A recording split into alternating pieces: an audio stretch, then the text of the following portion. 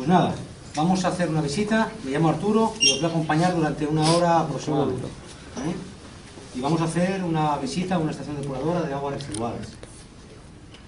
La visita no tiene que servir solamente para ver cómo funciona, sino para que nosotros nos demos cuenta que formamos parte de este proceso. Si nosotros nos ensuciásemos, esto no haría falta. Por lo tanto, con nuestra actitud día a día, lo que hacemos a lo largo del día, podemos mejorar la calidad de las aguas, su consumo, por supuesto, y es necesario que vosotros os sensibilicéis con respecto a esto, ¿no?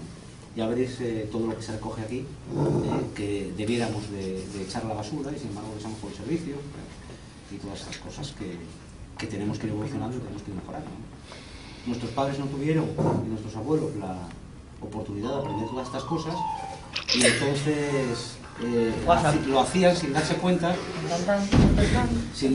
de que esto causaba un grave perjuicio a lo que es el medio ambiente. El proceso del agua, nosotros nos vamos a quedar con el proceso del agua aquí en la estación depuradora, dura unas 24 horas, no llega. Para eso vamos primero a comenzar situándonos, ¿no? Cuando nosotros vemos una estación depuradora, generalmente la encontramos por debajo de las poblaciones y las industrias que queremos limpiar, ¿no? Porque el agua que llega aquí, de diferentes colectores generales, o sea, particulares, se va yendo a un colector general y así sucesivamente hasta que llega al gran colector que trae todo el agua aquí. Y el agua que llega aquí llega por su propio peso, es como un río canalizado, no llega a través de bombas que nos lo traigan. Por lo tanto, tiene que estar por debajo de las poblaciones que queremos limpiar, y de las industrias. El agua baja, y baja por su propio peso y llega hasta aquí. Por otra parte, para hacer una estación depuradora un poco grande, hay que tener en cuenta que aquí pues se estará limpiando el equivalente aproximadamente a unos 85.000 habitantes. El equivalente aproximado. Entonces, tener en cuenta que la estación no para los 365 días del año, salvo que ocurra alguna cosa. Está funcionando los 365 días, todas las horas del día, y el caudal medio anual de entrada de agua viene a ser de unos 350 litros por segundo. Si es por segundo, imaginaros a lo largo del año la cantidad de litros de agua que se limpia. Todo esto vosotros sois muy jóvenes, no lo apreciáis en cuanto a que conocéis el río, es como está ahora, pero tenéis que haberlo visto hace unos años. Hace 30 años todos estos ríos estaban muy contaminados, bajaba el agua negra, se limpiaba también todo lo de las minas, entonces claro, la vida en el río era prácticamente inexistente, salvo en algunos tramos, que eran unos afluentes más pequeños. Ahora se ha conseguido que aquí, muy pocos metros de aquí, veamos nutrias, que el bosque de ribera esté más sano, y que la calidad del agua, por lo tanto, que es otra, pues influía sobre todos los seres vivos, incluso sobre nosotros, porque lo que va a dar al mar de los ríos, antes bajaba mucho más contaminado que ahora, que es donde nos bañamos en la playa cuando llega el verano. Como decía, dura 24 horas, es muy sencillo de entender. La limpieza del agua consta de dos procesos, un proceso que es un proceso mecánico y físico, y otro proceso que es el proceso biológico. Quiere decirse que aquí va a haber una serie de máquinas que van a ir trabajando para limpiar, y después vamos a llegar al reactor biológico, que es una parte muy importante, la más importante de la estación depuradora, que es donde nos vamos a poner a trabajar unos pequeños seres que son las bacterias, que se van a encargar de eliminar esos residuos, en la mayor parte. ¿De acuerdo? ¿Qué es lo primero que se encuentra el agua cuando llega aquí? Es este edificio de aquí, que es el que se llama Pozo de Gruesos. El Pozo de Gruesos es un pozo con unas rejillas metálicas que impide el paso de aquellos elementos más grandes que arrastran agua. Cajas de plástico, piedras, muchísima tierra, etc. Todo eso se va depositando en el fondo, después lo vamos a ver cuando vemos el paseo, y entonces hay una pala hidráulica que recoge toda esa porquería del fondo y ya se la lleva a un contenedor. Ya hemos comenzado a limpiar, por lo más gordo, por eso se llama el Pozo de Gruesos. El agua que pasa a través de las rejillas, que todavía arrastra muchos materiales más pequeños, es elevada a este otro edificio que tenemos aquí, a través de unos tornillos sin fin, o tornillos de Arquímedes, creo que ya lo visteis, sabéis en qué consiste, y entonces es elevada el agua a este edificio que se llama edificio de desbastado y es donde vamos a hacer pasar el agua a través de diferentes rejillas con un espacio cada vez menor entre ellas, que lo que van a hacer es impedir el paso de esos elementos cada vez más pequeños que arrastran el agua. Cada cierto tiempo pasa un peine, limpia esas rejillas, lo lleva a una cinta transportadora que a su vez lo traslada a unos contenedores. Vamos a visitar los contenedores en esos primeros momentos de lo que es la estación depuradora, en esos inicios, para que veáis la diferencia que hay entre los residuos, diferentes residuos que se van a ir eliminando del agua. Del edificio de desbastado pasamos al edificio de desarenado y desengrasado. Otro edificio que es también otra zona muy importante de la planta. ¿Qué hacemos aquí? Pues seguimos haciéndolo mal en casa. ¿Qué tenemos que eliminar ahí? Pues tenemos que eliminar muchísimo aceite de freír. Un solo litro de aceite de freír contamina miles de litros de agua. Y seguimos echando el aceite de freír por el fregadero. Yo sé que no es perfecta la recogida de los aceites, pero ya hay muchos más sitios que antes donde se pueden ir a llevar. Es tan sencillo como tener una garrafa en casa e ir echando el aceite que ya hemos utilizado muchas veces ahí, y cuando se llena, ir a depositarla al sitio de recogida. Los hay en grandes superficies, no sé si los hay en mercas, los mercados por ahí tienen, y después ya hay otros. Entonces, si uno está interesado en poder llevar estos aceites al sitio adecuado, no lo tiene tan difícil, puede hacerlo. Y contamina muchísimo el aceite de freír. Después vais a ver la cantidad de aceite, se llenan contenedores, el aceite de freír. ¿Qué se hace en la zona de desarenado y desengrasado? Pues bueno, eliminar los aceites y eliminar el barro y la tierra, pues eso se llama desarenado y desengrasado, que es más denso.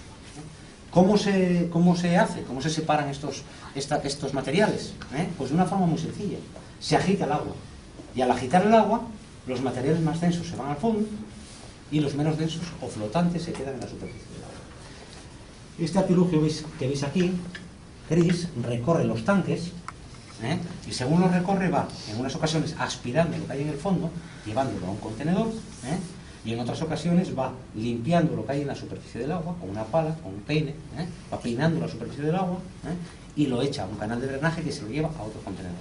Vais a ver qué bien se separa unos elementos de otros, porque el aspecto de los dos contenedores que vamos a ver es totalmente diferente, por algo tan sencillo como agitar el agua.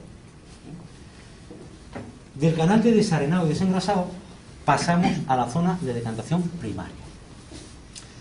¿Qué hacemos ahí? Pues como su nombre indica, dejamos decantar todos los materiales de suspensión que están en el agua, y para eso necesitamos que el agua esté tranquila. Ya no lo agitamos, dejamos que el agua esté tranquila, y estos brazos que veis aquí van recorriendo muy despacio todo el tanque, cuelgan de ellos unas cuerdas de acero, en otros casos, bueno, depende de la estación depuradora, unas barras de acero, que soportan abajo unos peines, y esos peines van limpiando todo el fondo del tanque, llevándoselo hacia el centro, porque tiene algo de caída, y ahí en el centro la aspiradora se lleva todos esos materiales hacia un contenedor. Es imposible limpiar todo este agua. Hay materiales muy finos que van a quedar en el agua en suspensión. Y después ahí todavía tenemos todos los materiales tóxicos que arrastra el agua, detergentes, cantidad de productos tóxicos de mil temas. Esos materiales tóxicos hay que deshacerse de ellos, y por decantación es imposible. Entonces, ¿qué hacemos? Llevamos el agua al reactor biológico. Y ahí es donde, en el reactor biológico, vamos a crear las condiciones óptimas para que un grupo de bacterias se pongan a trabajar y conviertan todos estos fangos que tenemos aquí en la zona de decantación, que se llaman fangos inactivos, en fangos biológicos, en fangos activos. No tienen nada que ver unos con otros. Aquí el barrillo con todos los productos tóxicos, y aquí, sin embargo, lo que vamos a encontrar es una nueva masa celular que no es ni más ni menos que materia orgánica. O sea, que las bacterias han sido capaces de transformar todo esto que hay aquí, todo este material que hay aquí en suspensión, en un nuevo material que ya es biodegradable. Es como os decía, en el reactor biológico se produce esa transformación, Eso es importantísimo, porque vamos a eliminar todos los materiales, prácticamente todos los materiales tóxicos, todos los residuos tóxicos que encontramos en el agua, a través de el trabajo y la reproducción de esas bacterias. Para eso tenemos que crear esas condiciones óptimas que os decía antes. Vosotros ya lo estudiasteis. sabéis que hay diferentes tipos de bacterias. Hay unas bacterias que son las bacterias anaerobias, que son aquellas bacterias que son capaces de reproducirse y de trabajar sin oxígeno, exactamente, y después están las no anaerobias, bueno, sin oxígeno, que ya me estaba yo liando, y después están las aerobias, que son aquellas que necesitan el oxígeno del aire. Bien, las anaerobias, ¿se puede decir que funcionan sin oxígeno? No, realmente no funcionan sin oxígeno, no necesitan el oxígeno del aire, pero sí tienen que sacar el oxígeno de algún lado. ¿Qué se produce aquí? Cuando llega el agua, esos materiales, lo que se hace es oxidar todos esos compuestos y convertirlos en compuestos nitrogenados. Estamos convirtiéndolos en materia orgánica, estamos en el camino. Entonces, ¿qué pasa con esos compuestos? Lo que hacemos primero es un proceso de nitrificación, convertirlos en compuestos nitrogenados. Pero después hay que deshacerse de esos compuestos nitrogenados. Y las bacterias son capaces, cuando llegan a la zona anaerobia, esas que no necesitan el oxígeno del aire, de coger del NO3, que son los nitratos, las 3 moléculas de oxígeno, y dejar el nitrógeno libre. Y lo convierten en nitrógeno atmosférico. Nosotros no lo vemos ni lo olemos, pero en la zona que no está aireada, el nitrógeno se está escapando a la atmósfera, se está convirtiendo en nitrógeno.